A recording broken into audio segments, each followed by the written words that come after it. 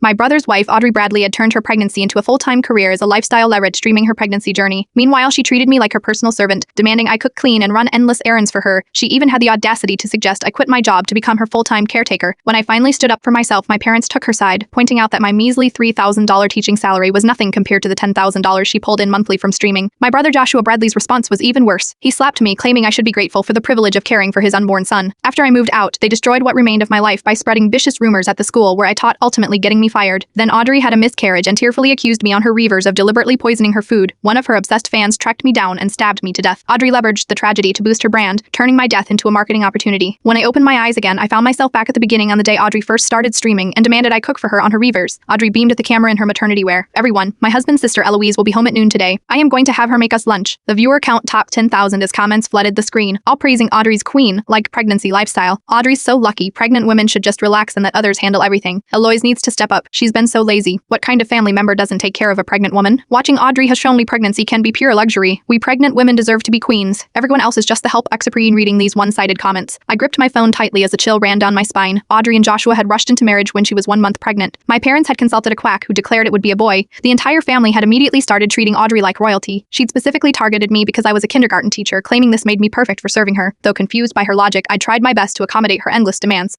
At first, she claimed she couldn't pour her own water for fear of burns and asked me to serve her water. She said she needed the fruit cut into small pieces before she could eat it. Worried about getting hurt by the knife, she asked me to cut it and bring it to her. If fruit wasn't arranged perfectly on the plate, she'd complain it affected her appetite and hormones. Her daily streams showcased this healthy, comfortable pregnancy lifestyle while hawking endless pregnancy-related products. She cast herself as the queen and me as her servant. I tolerated all because she was pregnant, but her demands grew increasingly outrageous. She insisted I prepare special pregnancy-friendly meals for her streams, only to order barbecue and spicy food the moment the camera stopped rolling. When her face broke out from her actual diet, she demanded I buy her thousands of dollars worth of hurting products. She also mentioned that I wasn't taking good care of her and asked me to quit my job to become her full-time caretaker at home. When I finally protested, my parents erupted. You are just a kindergarten teacher making $3,000 a month. Audrey makes over $10,000 from streaming. You should be honored to serve her even if it means quitting your job. Joshua's slap still stung as he shouted, my wife is carrying my child. You should be grateful to serve her. I moved out in anger, thinking distance would solve the problem. Unexpectedly, they showed up at my school with banners spreading such vicious rumors that the administration had no choice but to fire me. Then came Audrey's miscarriage during her reforms through theatrical tears. She accused me of poisoning her meals and sabotaging her pregnancy out of jealousy, claiming my own multiple abortions had left me barren and bitter. Her followers exploded with rage, hunting down every detail of my life until one particularly unhinged fan found my address and murdered me. Audrey leveraged the tragedy perfectly, turning my death into a marketing goldmine. Only after dying did I learn the truth. Her own unhealthy diet had threatened miscarriage, so she decided to weaponize the situation, using me as a scapegoat to boost her following. Now watching her current stream, I heard her chirp, everyone, I've planned today's healthy pregnancy menu. Watch my husband's sister prepare it, and don't forget all these nutritious ingredients are available in my shop. I heard her key in the lock just as she'd done before.